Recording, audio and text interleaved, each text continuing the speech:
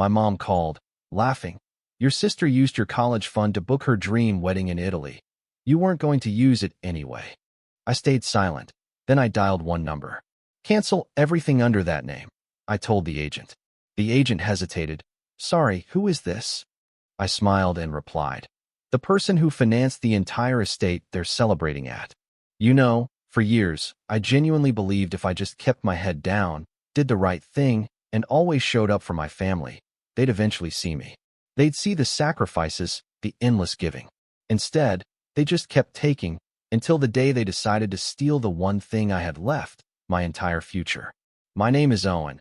I'm 25, and this story, this reckoning, started years ago, back when life felt so much smaller and simpler. I was never the golden child. That was my sister, Elise. She was 3 years older, with blonde hair that seemed to radiate light, and this inexplicable ability to make everyone orbit around her. My parents doted on her. Teachers loved her. Even strangers in the grocery store would smile at her, as if they knew she was destined for something huge. Me? I was the quiet one, the responsible one. The one who fixed the router, helped Dad with his taxes, just useful. At first, I didn't resent her. She was my big sister. She taught me to ride a bike, braided friendship bracelets for me, even let me hang out with her and her friends sometimes. But as we got older, something shifted. The rules changed. Elise crashed Dad's car in high school, blamed it on a dog, and got off scot-free.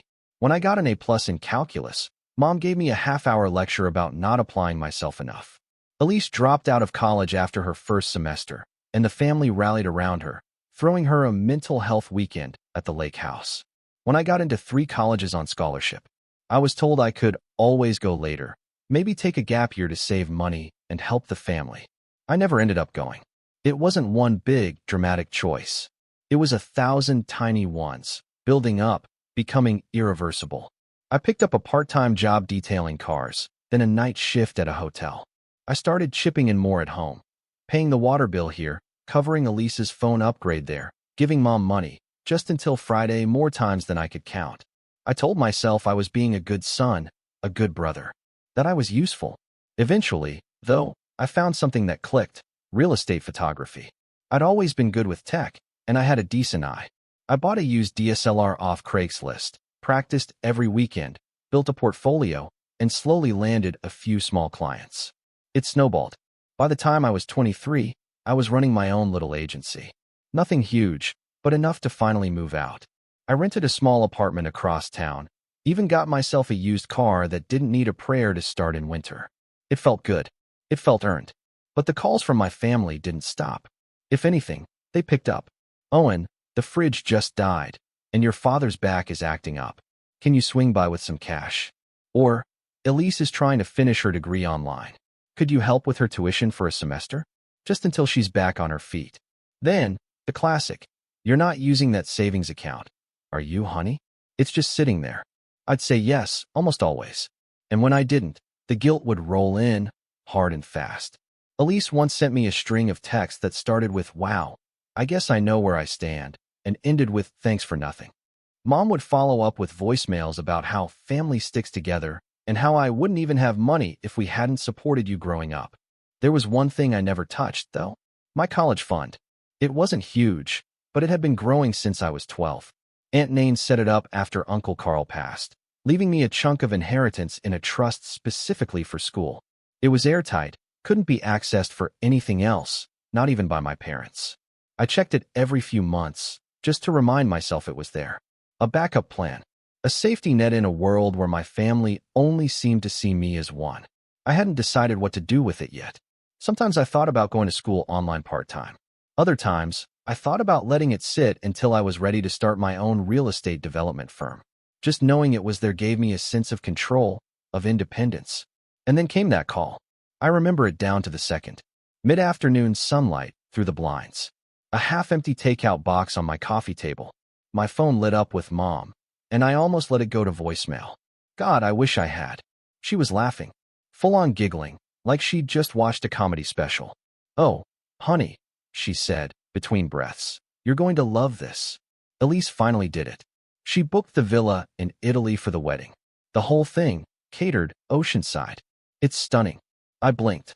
Wait, what villa? You know, the estate I showed you last month. The one in Tuscany with the lavender fields. Oh, she's been dreaming about it for years. And guess what?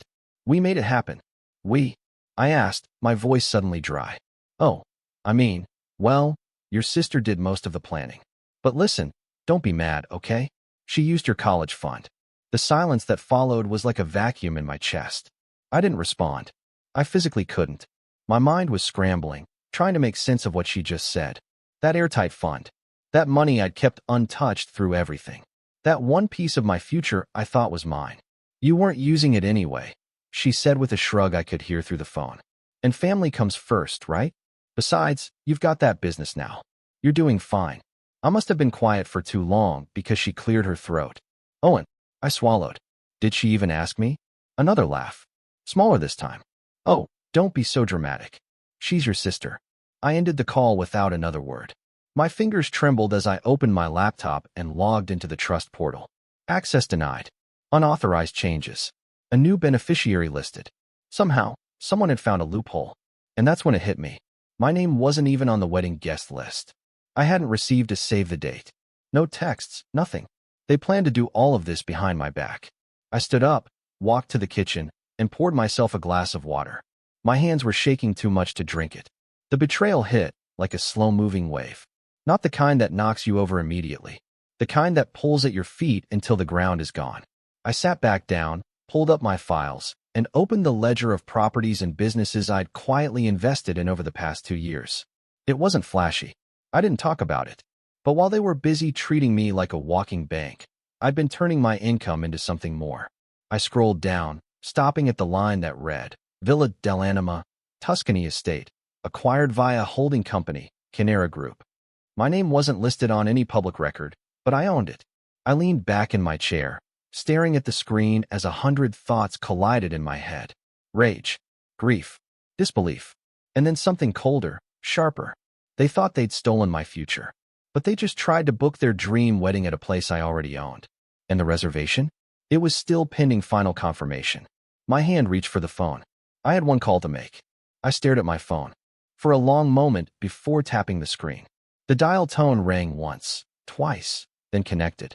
Villa dell'Anima, how may I assist you? The voice on the other end was crisp, polite, professional. I cleared my throat. Hi, I need to cancel a reservation. It was made under the name Elise Waverly. There was a short pause, then a rustling of paper. Just one moment, sir. I could hear her clicking through something. Yes, we have a full estate reservation under that name. June 14th through June 21st. Full access to the vineyard, spa, catering staff, private chef, and garden ceremony area. Deposit received. May I ask the reason for cancellation? I'm the owner, I said simply. She didn't have my permission to book it. Another pause. Sharper now. I'm sorry. You are Owen Waverly. Canera Group. My holding company acquired the estate last year. You should have a non-disclosure on file regarding private ownership. A different kind of silence followed this time. Not confusion, but realization. I see. Yes, I do see that here. She sounded nervous now. Would you like me to proceed with the cancellation? Not yet, I replied. I'll call back soon. I want everything untouched until I say otherwise. I ended the call before she could ask more questions. My hands were still shaking, but not from shock anymore. It was something else now. Something sharper. Angrier. I didn't feel like the quiet, dependable one anymore. I felt like the fool who had been used too many times. And suddenly, I wasn't okay with that. The next day, I visited my parents' house unannounced. It was still the same modest split level I'd grown up in. Same cracked driveway, same creaky porch swing. I hadn't been back in over a year. Not since I moved out and decided to focus on building my business in peace. Dad opened the door, his face tightening when he saw me. Owen, didn't know you were coming. I figured, I said, stepping past him without waiting. Mom was in the kitchen, sipping coffee and humming. Elise was on the couch, scrolling through her phone with a glass of wine in hand. At 11 a.m. Elise, I said flatly. She looked up, her eyes briefly flicking with surprise before settling into a smug little smile. Well, look who finally decided to show his face. I didn't get an invite, I replied. Mom laughed behind me. Oh, honey, you know how tight the guest list is. Elise's fiancé's family is flying in from everywhere. There just wasn't space. But you'll be with us in spirit, right? I ignored the burn in my chest. So, you're going to Italy next month? Elise raised her glass. Tuscany, baby. Ceremony in the garden. Dinner under the stars. Fireworks over the vineyard. It's going to be magical. And you used my college fund. Elise didn't even flinch. She just rolled her eyes like I was being dramatic. You weren't going to use it. You're not even in school. I'm starting a life, Owen. A real one. I turned to Mom. How did you even get access to it? She smiled like she was explaining something obvious to a child. We spoke with the trustee. We told them you were allowing it, that you'd given verbal permission. I didn't, but you weren't using it, she said again, this time with a little more edge. And Elise needed it. This wedding is important to her. She deserves something special after everything. Elise dropped out of college twice, I said, my voice rising. She's never held a job for more than 6 months. She maxed out 3 credit cards last year and had you bail her out. I've worked since I was 16. Paid your bills. Paid her bills. And the one thing that was mine, you just gave it to her. You need to calm down, Mom snapped. You always make everything about you. You think money is the only thing that matters? Elise is starting a family. That's what matters. I laughed then, bitter and hollow. I guess I know where I stand. Dad finally spoke, his arms crossed from the doorway. You've always been the practical one, Owen. The steady one. You'll be fine. The steady one. Like I was the emotional pack mule for the family, the responsible one who didn't need help because I was too useful being everyone else's fallback plan. I left before I said something I couldn't take back. But as I walked to my car, Elise's voice followed me from the front steps. Hey, just make sure you don't ruin this for me, okay? This wedding is my dream. She said it like I owed it to her, like she deserved it, like I was the unreasonable one for being upset that my own sister had robbed me with my parents' help. Over the next few days, the calls and texts started pouring in. Elise wanted help with dress fittings and flights. Mom sent me photos of invitation designs and asked if I'd at least contribute to the floral arrangements since it's still a family event. Dad texted me asking if I could help Elise's fiancé find a photographer for cheap since you're in that business. No one apologized. No one even acknowledged what they'd done. It was like they'd already rewritten the story in their heads.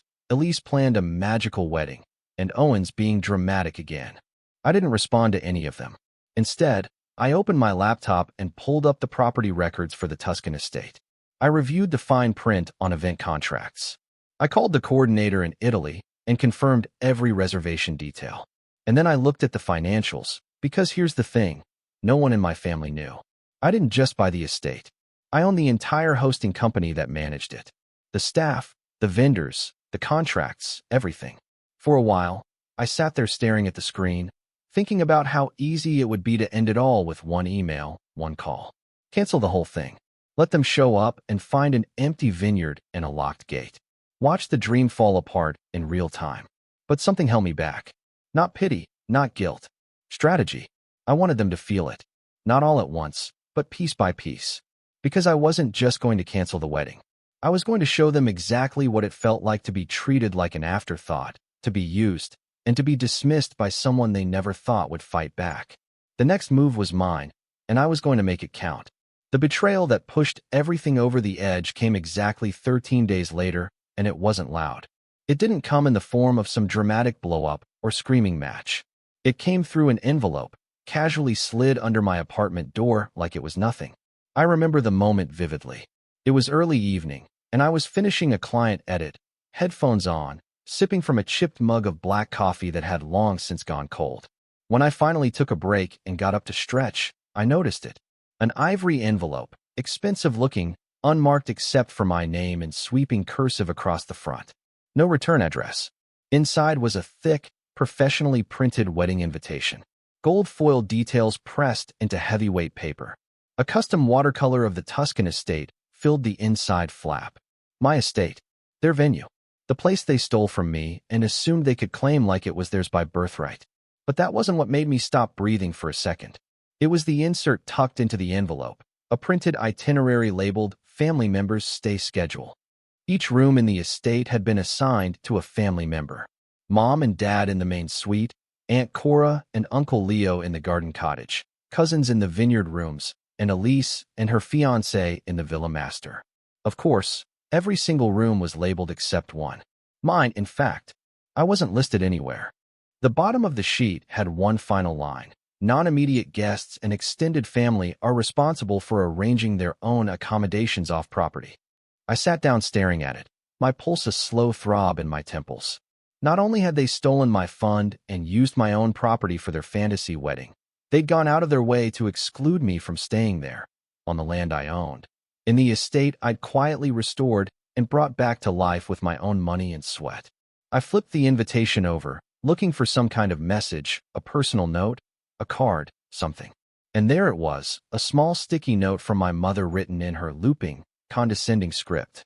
Owen, we didn't include you in the villa accommodation since we figured you'd feel more comfortable staying in town with the other locals.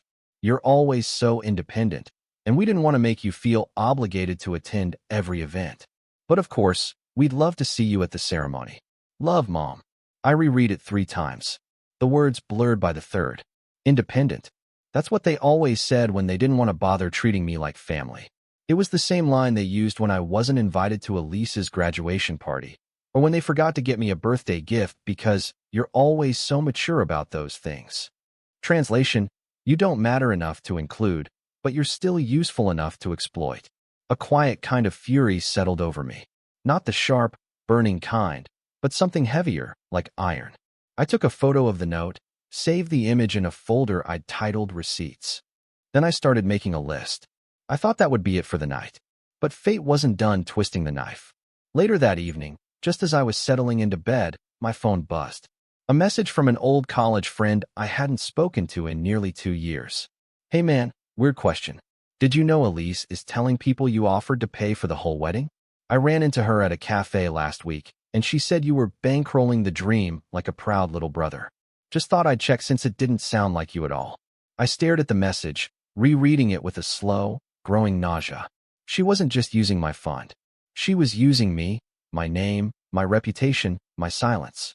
Crafting a story where I was the generous sibling, funding her luxury fairy tale because I adored her that much. Framing it like I'd been part of the planning all along, happy to foot the bill, and people were eating it up. I checked her socials. She had made her Instagram public again. The top post was a carousel of wedding prep photos, dress fittings, menus, travel plans. And in the caption, none of this would be possible without the help of my amazing family, especially my brother Owen. Your support means the world to me. You've always believed in me, even when I didn't believe in myself. Red heart, 1,200 likes, dozens of comments. That's so sweet of him. You're lucky to have a brother like that. True sibling goals. I felt sick. She'd twisted the story into a public fairy tale where I was the silent benefactor, the cheerleader, the background character in her story. She was cashing in not just on my college fund, but on my identity, turning my generosity into a trophy she could hold up for praise, basking in applause built on lies. That was the moment it all cracked. I wasn't angry anymore. I was done. Something inside me clicked into place with terrifying clarity. It wasn't enough to just cancel the wedding and watch the chaos. That would be satisfying, sure, but it wouldn't teach them anything. It wouldn't make them feel the way I had felt for years, erased, ignored, rewritten. No, they needed to experience it. The same betrayal, the same confusion, the same isolation. Only louder. I opened my computer and pulled up my contacts in Italy. The estate manager, the chef, the florist, the driver, the planner. I drafted a set of instructions for each. Subtle changes, delays, polite deflections. Nothing suspicious. Not yet. Then I opened my work calendar and blocked off the week of Elise's wedding. Because I wasn't going to show up. Not to the ceremony, not to the dinner, not even to the fake smiles and hollow hugs. No, I had other plans. Plans that were already in motion. And Elise had no idea that the dream she thought she built on stolen money, on stolen credit, was already starting to crack quietly from the inside. She wouldn't know what hit her. Not until it was far, far too late. The days that followed were quiet in the most deafening way.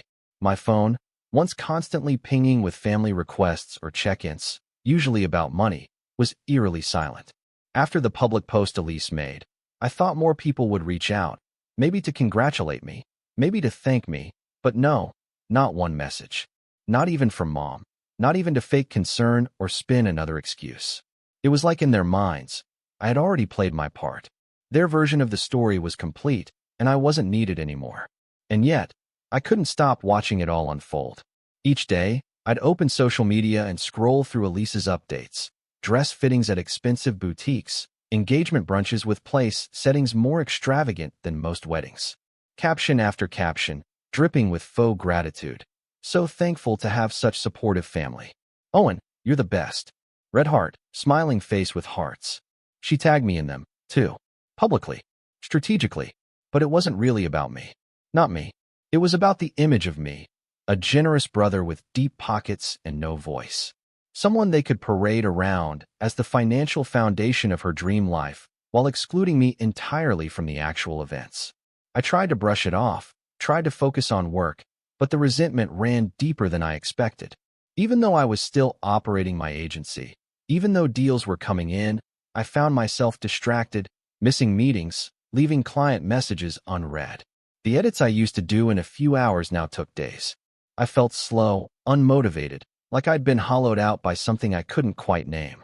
One night around 2 a.m., I sat in the dark with a half-eaten dinner on the table, just rereading that stupid sticky note from my mother. The one about how I'd be more comfortable with the locals. The words echoed in my head like a mantra for how small they still saw me. How insignificant. I could build a business, buy a property on the other side of the world, and still be written out of the story like I was a footnote in their lives. I hadn't realized I was crying until a drop hit the note. I wiped it away quickly, angrily, like I was mad at myself for still hoping they'd treat me differently, for still wanting that inclusion, that basic recognition. I thought about calling my Aunt Nain, the one who had set up my college trust in the first place. We hadn't talked in over a year, not since she moved upstate, but if anyone would understand, it was her. She'd never gotten along with Mom. Always said she spoiled Elise too much and ignored the warning signs. But I stopped myself.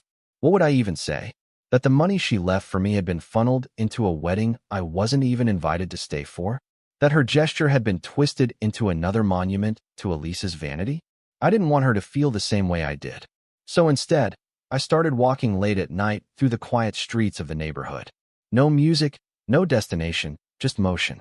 I passed shuttered stores, flickering streetlights, the occasional couple stumbling out of a bar. No one noticed me. No one recognized me. And for some reason, that made me feel safe. Invisible, but safe. That week I turned down all my new clients. Paused all active contracts. I told them I was taking a short sabbatical. Needed to recharge. They understood, most of them at least. I'd built enough goodwill over the years. But it was hard not to feel like I was unraveling. I wasn't just stepping back from work. I was pulling away from the version of myself I'd built to survive in that family. The giver, the fixer, the one who stayed quiet and steady while everyone else demanded more. It was my first time saying no without apologizing. And it felt horrible at first. Then slowly, like a splinter being pulled, it started to feel necessary. During those long, silent nights, I found myself sketching ideas on a legal pad. Not just revenge, but rebuilding a different version of my business. More autonomous, less dependent on clients who thought I was always available. Passive income strategies, licensing my portfolio, partnering with travel brands instead of chasing down realtors who didn't respect deadlines. And then came the email. Subject line, final guest list confirmation, Villa dell'Anima wedding event. I almost didn't open it, but curiosity got the better of me. It was from a coordinator in Italy. Elise's planner had submitted the final names for the guest registry. There were 52 names. All family, all friends, even distant cousins I hadn't spoken to in years. But not me. Not one mention of my name. Not even as an optional guest. They were planning to stand on my property, eat food from my chef, drink wine from my cellar, and toast to a new life. All while pretending I didn't exist. It didn't sting this time. It burned. That was rock bottom. Not the betrayal itself. Not the money. Not even the exclusion. It was the realization that they'd only ever see me as a tool, a means to an end. Someone whose value ended the moment he stopped giving. And that was when I truly let go. I closed the email, shut my laptop, and grabbed my phone. I wasn't ready to make my move yet. Not quite. But I was ready to walk away from their story, from their narrative. And when the time came, I'd write my own ending. One they'd never forget. The first thing I did was take a deep breath, and then another. Not metaphorically, literally. Every morning before touching my phone or checking emails, I stood barefoot on the cold tile of my kitchen and inhaled as if I could somehow pull a new version of myself into existence with each breath. It sounds small, but after years of being on call for a family that treated me like an ATM with a pulse, it felt revolutionary. I started by reclaiming my space, physically and mentally.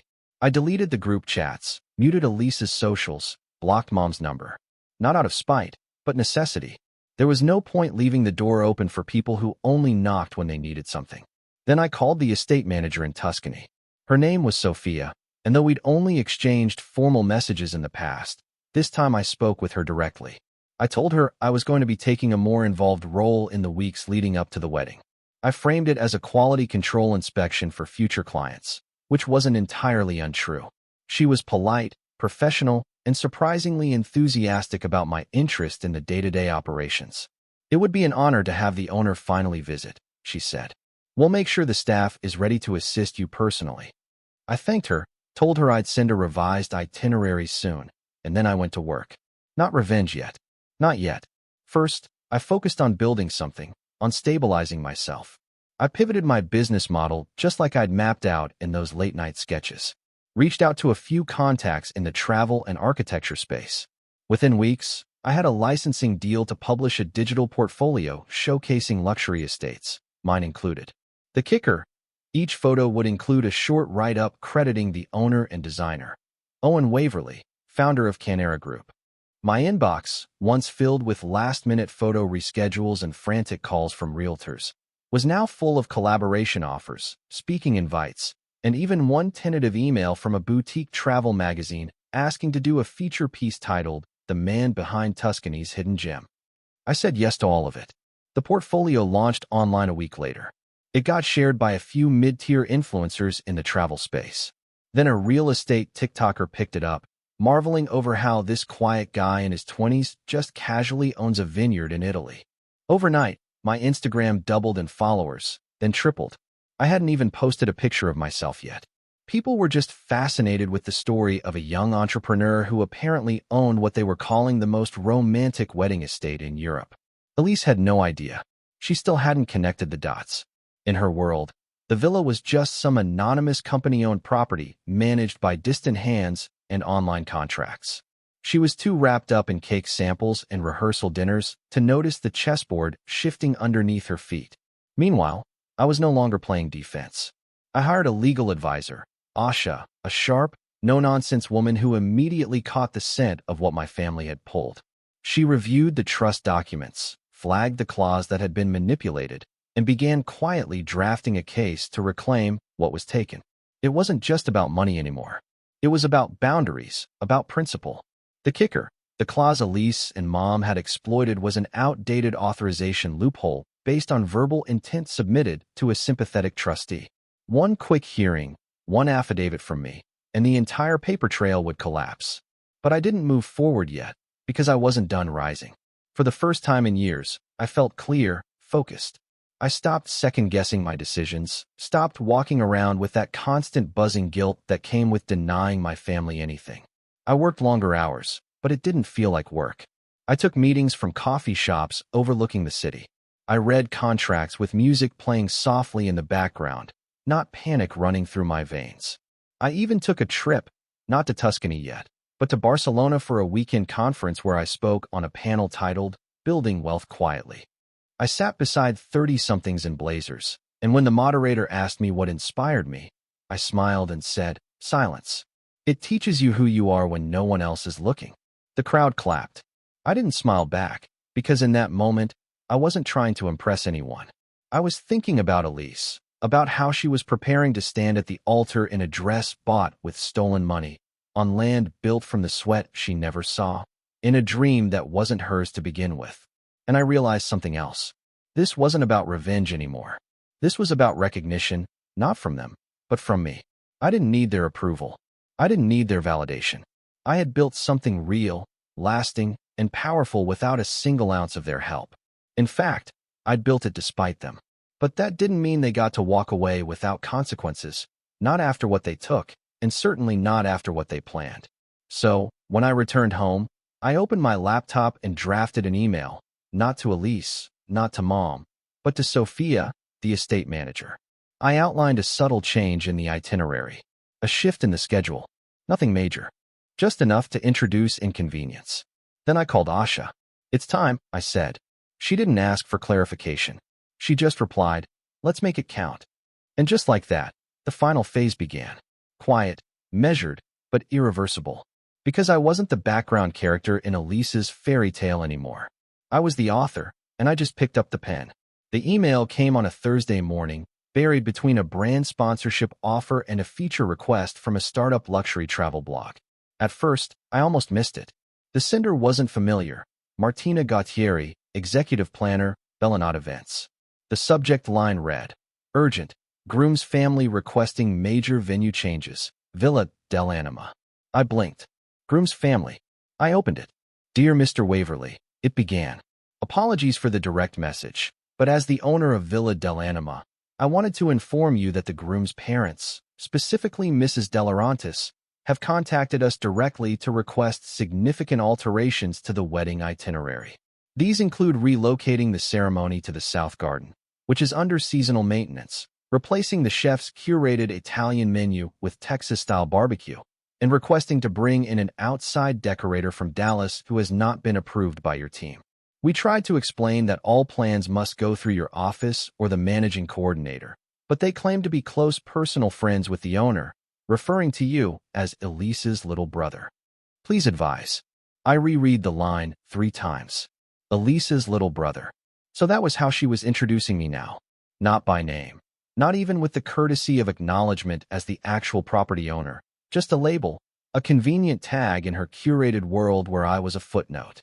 But beneath the insult was something far more interesting. The De Laurentiis family was meddling boldly, which meant they had no idea what Elise hadn't told them. I responded to Martina promptly, thanking her for the heads up and CC'd Sophia to make sure nothing changed without my explicit written approval. I also added a line at the end. "Please do not inform the wedding party that I am in contact. I'll be visiting in person soon, and I want to handle this discreetly." Because now it was time to go. I booked my flight that afternoon, first class, direct to Florence. No layovers, no distractions. I didn't tell anyone. Not my team, not my aunt, not even the lawyer. The next few days were a blur of preparations. I arranged to meet with the estate staff, had the security manager give me a full rundown of scheduled deliveries, and even walked the grounds via video chat with Sophia to confirm where every table, chair, lantern, and floral arch would be placed. She seemed impressed by my attention to detail. "You must care about weddings a great deal," she said lightly. "Not really," I replied. "I just believe people should know who actually sets the stage they perform on." I arrived in Florence the week before the wedding, early enough to move unseen.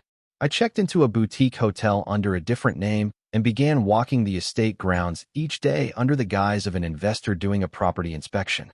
Everyone at the estate knew me, of course, but the wedding guests didn't. Not yet. Every morning, I reviewed the event schedule. Every evening, I made edits, but never big ones. Just pressure points. The florist, for example.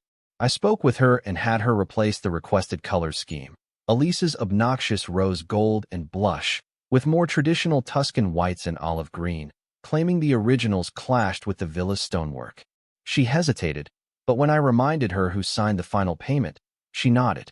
"I trust your vision," she said. I smiled. "So does my sister. She just doesn't know it yet." Then I called the chef. Enzo, a firecracker of a man in his 60s, had been with the estate for decades. He took one look at the De Laurentiis menu demands and said, "Barbecue ribs in my kitchen? They must be out of their minds." I'm inclined to agree. "I'll make something real," he said. "Something they'll remember, even if they don't understand it." "Good," I told him. "But let the menu stay the same on paper. Don't change anything until they're already seated." He gave a wicked grin. By midweek, I was deep in the logistics of what I'd started thinking of as a stage play. The players didn't know the script had changed. They were just rehearsing their lines, moving toward a climax they couldn't see coming. But then something unexpected happened. I found a weak spot. The day before the De Laurentiis family was set to arrive, I met with one of the junior planners, Luca, a quiet, meticulous guy who mostly handled transportation and guest coordination. We were reviewing shuttle schedules when he pulled out a clipboard and casually said, "We're still waiting on payment for the transportation upgrades." The groom's family requested luxury vans for the guests instead of the standard fleet, but no one has processed the invoice. They didn't pay. They sent the request, but assumed it was comped. They mentioned that Owen already covered everything. I didn't speak for a moment. Then I said, "Can you send me a copy of the full invoice list? Everything billed under Elise or her fiancé's name." He looked a bit nervous. "Should I loop in the planner?" "No," I said gently. "Just me. Discretion is important." He nodded and sent it. When I got back to my room and opened the file, my jaw clenched. There were nearly €12,000 worth of unapproved upgrades, rushed deliveries, and personalized editions Elise and the Delarantis had simply tacked on without clearing any of it. Monogrammed napkins, imported dessert platters, a special champagne cart stocked with bottles I knew weren't in our cellar. All billed under the assumption that I would cover it without a word, without acknowledgement. That was the moment I made my decision. I wasn't just going to teach them a lesson. I was going to remind them of something they had long since forgotten. I built this stage. I funded the lights. I paid the cast. And now they were going to see what happened when the curtain dropped and the real story finally began. I didn't sleep the night before the wedding. Not because I was nervous. Far from it. It was the kind of electric wakefulness you feel before pulling the last thread on a tightly wound knot. Everything had been prepared, scheduled, reviewed, and confirmed. Now, all I had to do was wait. The morning sun over the Tuscan hills was blinding. A golden light spilled over the estate like a spotlight. And for a brief moment, the villa truly looked like something out of a dream. Elise's dream, built on lies and borrowed credit, propped up by people she didn't even have the courtesy to acknowledge. I watched from a distance as the guests began to arrive. The groom's family descended in a flurry of designer luggage, statement sunglasses, and over-perfumed air kisses. Mom and Dad rolled up in a rental SUV, wearing clothes that screamed, "We don't belong here, but we'll pretend we do." Elise followed shortly after, arriving last in a white silk robe, camera crew trailing behind her like she was filming the finale of a reality show. They looked happy, entitled, untouchable. But that's the thing about borrowed power. It never lasts. The first thread unraveled around noon. Sophia approached Elise gently during the pre-wedding brunch to inform her that the ceremony had been moved back by 2 hours due to an unexpected maintenance issue in the South Garden. The very location Elise insisted on after bulldozing the original plan. Elise was livid, of course. "What kind of maintenance? You knew this was my one request," she snapped. Sophia, calm and professional, simply said, "It's been an unusually rainy season. The ground isn't stable enough to support the platform or aisle runners. We'd hate for anyone to twist an ankle, especially the bride." It wasn't a lie, just a selective truth. The real issue? I'd instructed the groundskeepers to delay the stabilization process, knowing Elise would throw a tantrum if anything didn't go her way. Meanwhile, Enzo, the chef, was hard at work preparing his revised menu. When the first courses were served, ricotta-stuffed squash blossoms, hand-rolled paisai pasta, and wild boar ragu, Elise's future mother-in-law sent her wine glass clinking angrily. "This isn't what we ordered," she hissed across the table. "Where are the brisket sliders? The pulled pork?" Elise looked pale, her lips twitching. I'll fix it," she mumbled and stormed into the kitchen. She didn't make it past the doorway. Enzo was waiting, arms crossed, face unmoved. "This is my kitchen," he said in slow, deliberate English. "You want barbecue? Go find a truck. This is Tuscany." He didn't even raise his voice. But Elise didn't go in. Instead, she returned to the table, sat stiffly, and forced a smile for the photographers while her mother-in-law glared daggers at her plate. The cracks were forming. Next came the transportation mix-up. The Delarantis family, having ignored every schedule sent to them, insisted on separate luxury vehicles to take them to the vineyard overlook for sunset portraits. But when the drivers arrived, they weren't Mercedes vans. They were basic estate shuttles, clean, air-conditioned, but far from the glamorous image they were expecting. Mrs. Delarantis exploded. "I specifically said, no economy models. I will not be carted around like livestock." One of the drivers calmly handed her a copy of the unpaid invoice. "Upgrades were not confirmed, ma'am. These were the scheduled vehicles." She threw it to the ground and spun toward Elise, her voice dripping venom. You told me your brother paid for everything. Elise faltered. He did. I mean, mostly. Her fiancé looked at her sharply. Wait. You told me Owen paid the entire balance. Is this not covered? Elise looked like a deer in headlights. I thought it was. He's always paid. The words rang out across the terrace, slicing through the murmurs of guests. I watched from a distance, sipping espresso on a shaded balcony where no one noticed me. Not yet. Later that evening, after the sun dipped below the hills and the ceremony finally began, 2 hours late, in a location Elise hadn't chosen, with guests visibly uncomfortable in the unshaded courtyard, I made my way down to the estate office. Sophia met me there. They're seated, she said quietly. Are you ready? I nodded. She handed me a tablet connected to the estate's internal display system. The reception courtyard had a large mounted screen for slideshows and video messages, something Elise had insisted on for her Instagrammable moments. I tapped the screen twice. The slideshow began. At first, it showed the usual fare, childhood photos, engagement pictures, family vacations. Then the screen flickered, and a new slide appeared. The real sponsor behind this wedding. The room fell quiet. One by one, images faded in. Photos of me at the estate. Blueprints from the renovation. Press articles about my company. My name on the deed registry. A final slide read. This estate was not gifted, not family-owned. It was built by Owen Waverly, paid in full, restored with care, and borrowed without permission for this wedding. The silence that followed was louder than any music Elise could have hired. I didn't need to be in the spotlight.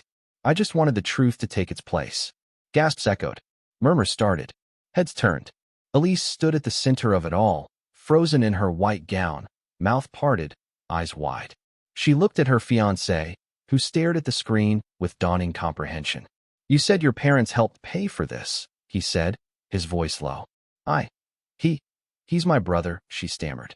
Did you even ask him? Elise's hands dropped to her sides. I didn't wait to see more. I turned and walked quietly back toward the house, the night air cool against my skin, the weight in my chest lifting with each step. But that wasn't the final move. No, the best part was yet to come. Because when the clock struck midnight and the fairy lights twinkled in the trees and the guests were still reeling from what they'd seen, Sophia approached Elise with a final document. Miss Waverly, she said, loud enough for the table to hear. I just need your signature here before we can process the outstanding charges. Elise blinked. What charges? Sophia flipped the tablet toward her. The ones you approved without payment. It's standard estate policy. Non-payment results in a lien against the booking party. The amount on the screen?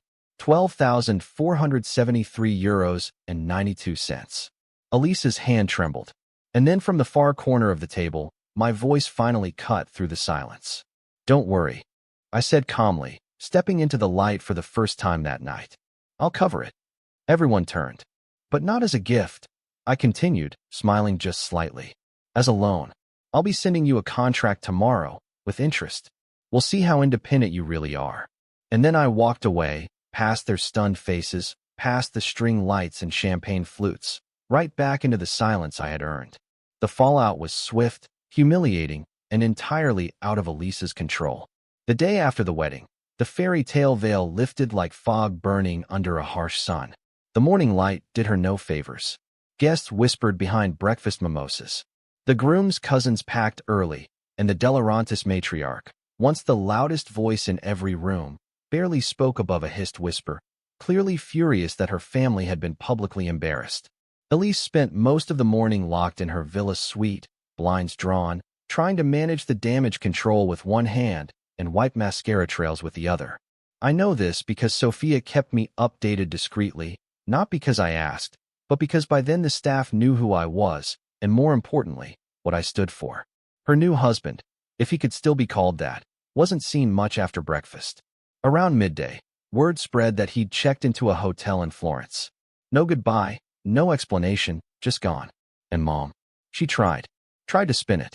Texted me some awkward attempt at guilt-laced reconciliation. I think you overreacted. We're still family. This wasn't how it was supposed to go. I didn't respond. Then came the final blow. The trust fund, my college money had drained, was officially challenged in court. Asha, my attorney, presented the trustee with evidence of unauthorized manipulation, the forged verbal consent, and the false beneficiary transfer. It wasn't even a fight. The trustee folded like wet paper. Within weeks, the court ruled in my favor. The original trust was reinstated with penalties. Elise was ordered to repay every euro taken, plus interest. Mom and Dad had to co-sign the payment plan. Apparently, they hadn't realized Elise had spent more than what was even in the trust. Her wedding wasn't just stolen. It was defunded. The estate, of course, never hosted another Waverly event again. I gave Sophia strict instructions. If anyone from my family calls, tell them the venue is permanently booked. And it was. Not just booked, but rebranded. A few months later, Villa dell'Anima became the flagship property of a new travel and photography experience I launched called Owned by Quiet. A curated line of luxury estates rebuilt by people no one believed in. Photographers, writers, immigrants, quiet kids who were always told to sit down and stay small. The business took off. My name was no longer hidden in legal records. It was on the brochure. As for Elise, I haven't heard much. Her social media went dark not long after the wedding debacle. Occasionally, a friend of a friend will mention she's working part-time at some boutique in the city, trying to pick up the pieces. Mom still sends texts on holidays. Still signs off with, "Love you always." She never mentions the wedding, never mentions the debt, never asks how I am. And I'm okay with that. Because in the end, I got exactly what I wanted. Not just revenge, but something cleaner, deeper. I got peace. And they got to learn, in full view of everyone, what it feels like to treat the quiet one like a background character, only to realize he was the author all along. If you enjoyed this story, don't forget to hit that like button, subscribe for more crazy Reddit tales, and ring the bell so you never miss the next one.